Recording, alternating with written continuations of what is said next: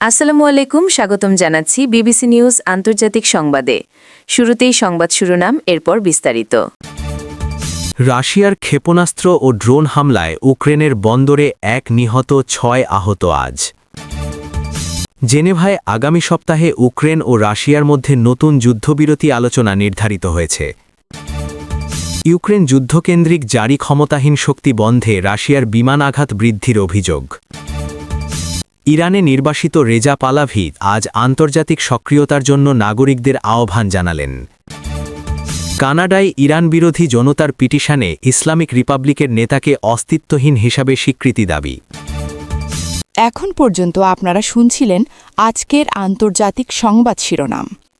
এখন আমরা তুলে ধরব সেই ঘটনাগুলোর ভেতরের বাস্তবতা, যেখানে আছে সাধারণ মানুষের বেঁচে থাকার লড়াই, নিরাপত্তার ভয় এবং প্রতিদিন নতুন করে জীবন শুরু করার চেষ্টা।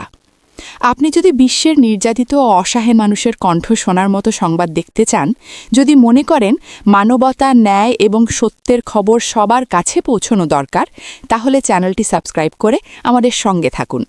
আপনার একটি সাবস্ক্রাইব আমাদেরকে আরও শক্তভাবে সত্য খবর তুলে ধরতে সাহস দেয়।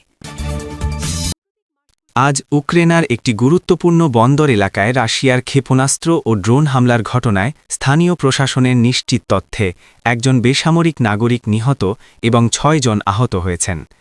হামলার সময় বন্দর সংলগ্ন অবকাঠামো এলাকায় ধারাবাহিক বিস্ফোরণের শব্দ শোনা যায় এবং জরুরি সেবাদানকারী সংস্থাগুলো তাৎক্ষণিকভাবে উদ্ধার ও প্রাথমিক চিকিৎসা কার্যক্রম শুরু করে। হামলার পর ক্ষতিগ্রস্ত এলাকায় অগ্নি নির্বাপন ইউনিট মোতায়েন করে আগুন নিয়ন্ত্রণে আনা হয় এবং নিরাপত্তা বাহিনী এলাকা ঘিরে রেখে ধ্বংসাবশেষ সরাতে সহায়তা করে। বন্দর কার্যক্রম সাময়িকভাবে সীমিত করা হয়েছে বলে সংশ্লিষ্ট কর্তৃপক্ষ জানিয়েছে, যাতে উদ্ধার কাজে বিঘ্ন না ঘটে এবং আহতদের দ্রুত নিকটবর্তী চিকিৎসা কেন্দ্রে স্থানান্তর নিশ্চিত করা যায়। আঘাতপ্রাপ্তদের মধ্যে কয়েকজনের অবস্থা স্থিতিশীল বলে হাসপাতাল সূত্রে উল্লেখ করা হয়েছে। হামলার ধরন ও ব্যবহৃত অস্ত্রের বিষয়ে প্রাথমিক প্রযুক্তিগত মূল্যায়ন সম্পন্ন করার প্রক্রিয়া চলছে এবং ক্ষয়ক্ষতির হিসাব প্রস্তুত করা হচ্ছে। স্থানীয় কর্তৃপক্ষ নিরাপত্তা সতর্কতা জোরদার করেছে এবং বন্দর এলাকার কর্মীদের জন্য চলাচল সংক্রান্ত নির্দেশনা জারি করেছে। ঘটনার প্রেক্ষিতে আঞ্চলিক প্রশাসন কেন্দ্রীয় কর্তৃপক্ষকে পরিস্থিতির সারসংক্ষেপ পাঠিয়েছে এবং প্রয়োজনীয় সহায়তার অনুরোধ জানিয়েছে। এই ঘটনায় রাশিয়া ও ইউক্রেনের চলমান সংঘাতের প্রেক্ষাপটে বেসামরিক অবকাঠামোর নিরাপত্তা প্রশ্ন আবার সামনে এসেছে বলে সংশ্লিষ্ট দপ্তরগুলো জানিয়েছে। জিনেভায় আগামী সপ্তাহে ইউক্রেন ও রাশিয়ার মধ্যে নতুন যুদ্ধবিরতি আলোচনা নির্ধারিত হয়েছে বলে সংশ্লিষ্ট কূটনৈতিক সূত্র নিশ্চিত করেছে। আলোচনার প্রস্তুতি হিসেবে প্রতিনিধি দলগুলোর লজিস্টিক সমন্বয়, নিরাপত্তা ব্যবস্থা এবং বৈঠকের কাঠামো চূড়ান্ত করা হয়েছে।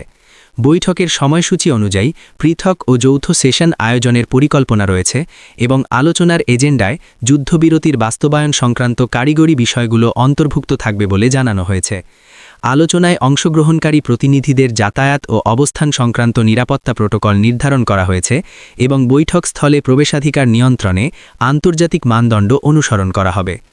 আলোচনার পরিবেশ বজায় রাখতে নিরপেক্ষ ভেন্যু ব্যবহারের সিদ্ধান্ত নেওয়া হয়েছে এবং মিডিয়া অ্যাক্সেসের বিষয়ে পৃথক ব্রিফিংয়ের ব্যবস্থা রাখা হয়েছে।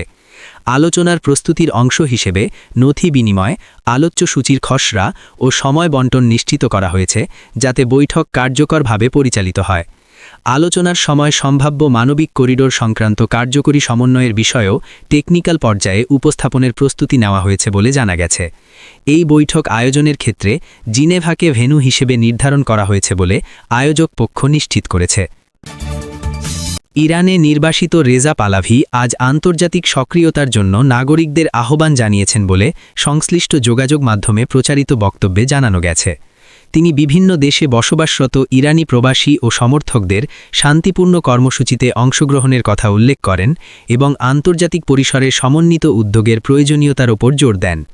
বক্তব্যে কর্মসূচির সাংগঠনিক দিক, স্থানীয় আইন মেনে সমাবেশ আয়োজন এবং বার্তা প্রেরণের ক্ষেত্রে দায়িত্বশীল আচরণের আহ্বান অন্তর্ভুক্ত ছিল বলে জানা গেছে। আয়োজকদের পক্ষ থেকে কর্মসূচির সময়সূচি ও নিরাপত্তা নির্দেশনা প্রকাশ করা হয়েছে এবং অংশগ্রহণকারীদের জন্য শৃঙ্খলা রক্ষার বিষয়ে দিক নির্দেশনা দেওয়া হয়েছে। প্রবাসী কমিউনিটির বিভিন্ন সংগঠন কর্মসূচির প্রস্তুতি হিসেবে স্বয়ংসেবক সমন্বয়, স্থান নির্বাচন এবং স্থানীয় কর্তৃপক্ষের সঙ্গে অনুমতি সংক্রান্ত বিষয়গুলো সম্পন্ন করেছে।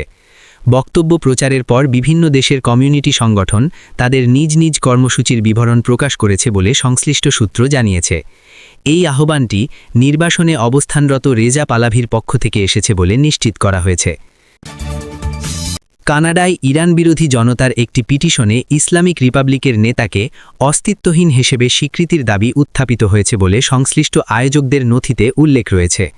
পিটিশনটি জনস্বার্থভিত্তিক প্ল্যাটফর্মে উপস্থাপন করা হয়েছে এবং এতে স্বাক্ষর সংগ্রহের নির্ধারিত পদ্ধতি অনুসরণ করা হচ্ছে।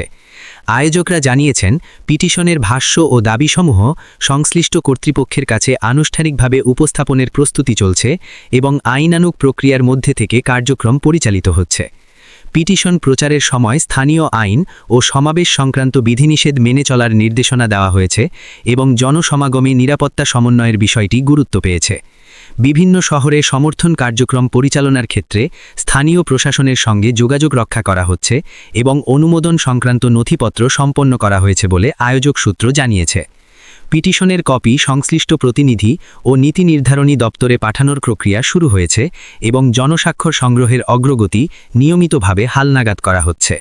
এই উদ্যোগটি কানাডায় পরিচালিত হয়েছে বলে এবং দাবির লক্ষ্য হিসেবে ইরানের রাষ্ট্রীয় নেতৃত্বের প্রসঙ্গ উল্লেখ করা হয়েছে।